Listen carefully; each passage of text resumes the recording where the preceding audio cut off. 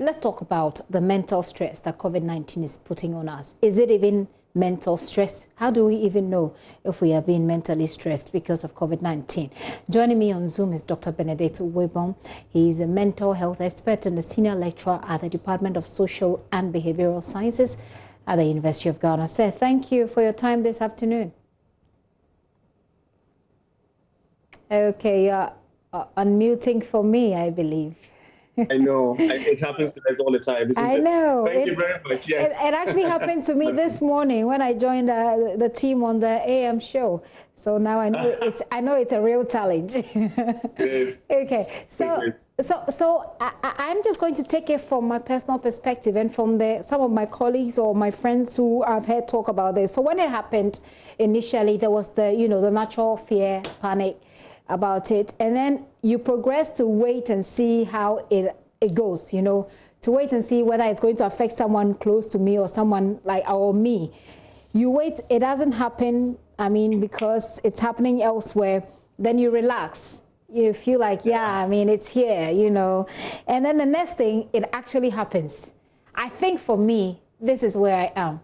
And I want to find out, is there a way for experts to actually explain this trend of mental, if you like, growth of mental development in this time? Right. Thank you very much, Matilda, and thanks for having me on your program. I think you've just explained a very classical,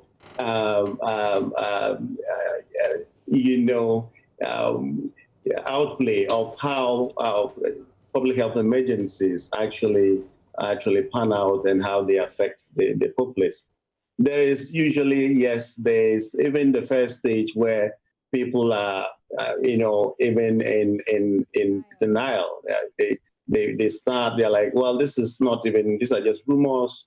So there's the phase of the rumors, and then there's a bit where, people begin to see that things are happening around them, and they begin to think that, well, this is real, because they're hearing the news, and it's also because social media does a lot of things these days. So it's a bit different these days. And then, so it gets to that phase, people begin to take a bit, being a bit more careful about what to do to avoid contracting this. But remember that there are still that good proportion of people who will still remain very adamant and thinking that this is really just an important story about what's going on. And we still have lots of that happening in Ghana now.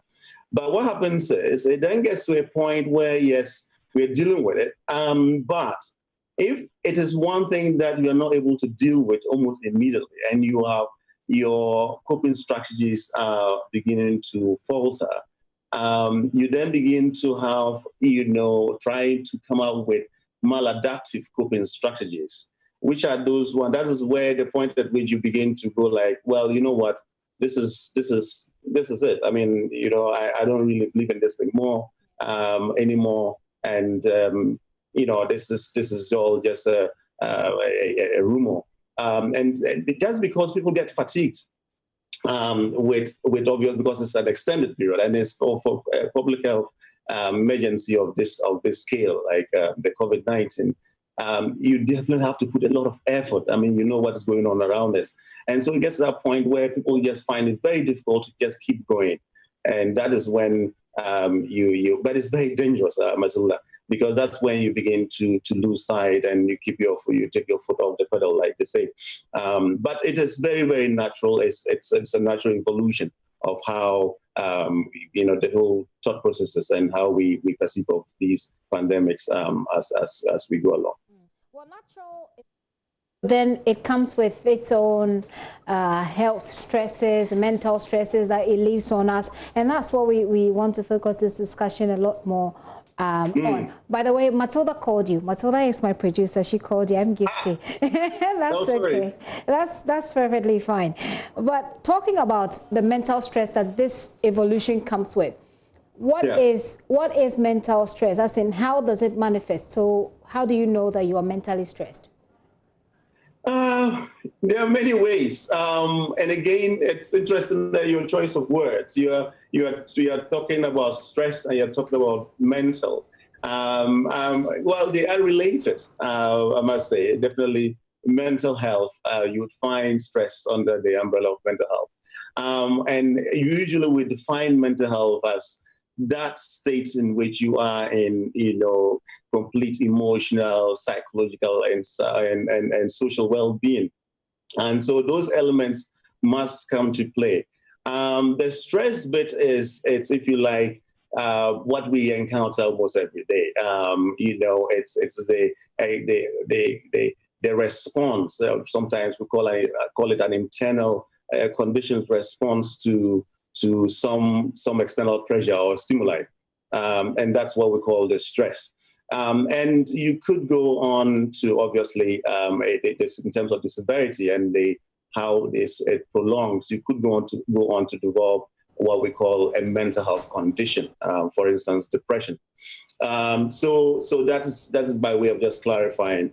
Now, for COVID-19, I think it's obvious, and as you mentioned in your opening remarks, it is just the bit about the uncertainty about this external pressure, if you like, the external stimulus called COVID-19, and what does it do? Am I vulnerable? Could it affect loved ones? Could it affect me?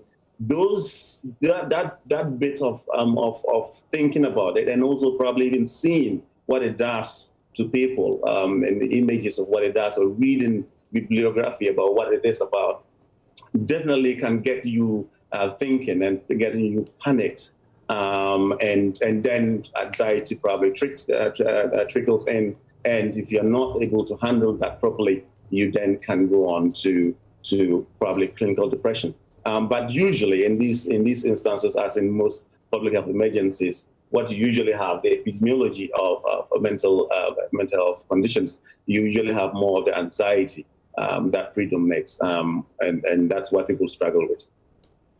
So clinical depression, you call it, and dealing with it, how can you deal with it?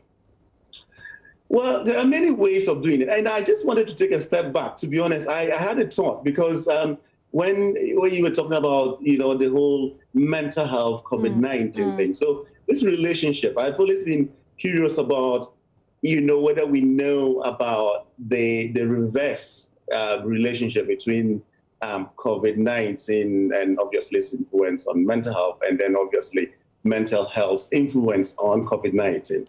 It's an important thing that people need to be aware of. I think sometimes we get into this state thinking that it's just this association, this forward movement association, that COVID-19 triggers stress and probably mental health conditions. But it is important to be aware that mental health and the stress itself that people go through or experience can have a reverse, so what we call the cause and the consequences of so mental health as a cause of COVID-19, and also as a consequence of COVID-19. You can look at it in both ways. As a cause of COVID-19, you look at it from the angle where someone who has stress, and there's lots of research evidence that suggests how stress weakens one's immune system. And so when you are already stressed and compromised, and you probably have the symptom, the virus, probably asymptomatic, it's likely to then trigger a faster or quicken the process of you actually becoming a full-blown case. And then obviously the consequences, I think those ones are obvious, that's as we discussed. But it's important that we clarify that. So people need to know that you need to be able to take care of your mental health so that you can keep your immune system. So apart from the foods that, immune boosting foods that we're supposed to eat, that the president has been encouraging us to do, you really need to also engage in things that will help boost and keep your immune system up, because a compromised immune system is likely, which is that it's likely to lead to stress, and then obviously the stress can, in the same way, affect your disease, a kind of progression in terms of how quickly you progress along the line in terms of the virus. So that is very important. So in terms of what to do, I mean, there are many models, and there are many interventions that WHO and for us in the mental health field, global mental health, there are quite a lot of packages, what we call mental health and psychosocial support. So we try to look at it in some domains. So it's not a one-size-fits-all kind of thing approach here. You have to understand the epidemiology, understand that there are different types of people in a given population, and begin to segregate that. So what we call a kind of audience segmentation, and begin to look at that, the fact that we have children, you have adults, you have the vulnerable, people with disability, physical disabilities. And so for each of these domains or this category of people, you really want to do things a bit differently for them. And so we do have ways of, for children, what you need to do, especially in these times where there's limited movement and we spend most of our time with them at home or they're at home, how to keep engaging them with, work, with exercises, fun things like that, answer their questions, give them hugs when they do need hugs. My daughter these days, she tends to really, I tend to see her coming to me and wanting to get hugs. I'm just wondering, and I keep them reflecting that it could just be the pressure of them having to have stayed at home for all this while and missing her friends in school. And so I make time to, at least to reach out to her, have a conversation with her. And so these are some of the things you can do for at least that age group. And then obviously the adults, there are basic self-help things that we can do. Most of that has been discussed in previous conversations, but just to recount some of the things that you can really do is, one thing that you can do is to agree and accept that it is normal to once in a while be sad and feel a bit of worry and anxiety. And you need to come to terms with that, have insight, and that you are not alone in this. Once you do that, you are definitely going to be able to pull through much better than someone who is in denial. Okay. And so that's one way. Yes. Yes. Right. So I just wanted to, because you mentioned children, I wanted to come in with children a bit about the children who are going through this stage at the moment. I mean, even adults are having a hard time. So for children who are having to live it as well, is there any scientific backing to know that this could affect their behavior or could affect their mental or development in any way? Oh, there is definitely. It's actually both ways, to be honest. Obviously, as in any person, once you go through this extended period of stressful situations like we are currently experiencing, we are not in normal times, and your coping strategies are not very good. Obviously, you are likely to yield and to bend to some of these things. But the good thing about the evidence also suggests that children actually are very, very resilient. That's what we actually do know, and you probably would notice that children are very resilient and strong when it comes to some of these things. So we have to probably, take that as a positive, and then build on that.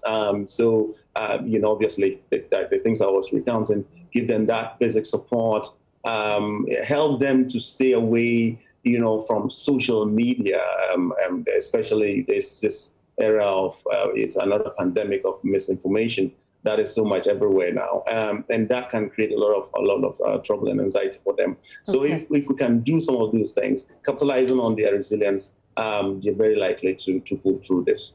I want to wrap up with you, but I want you to say something that anybody who listened or watched this conversation you think should not forget going forward. What would that thing be?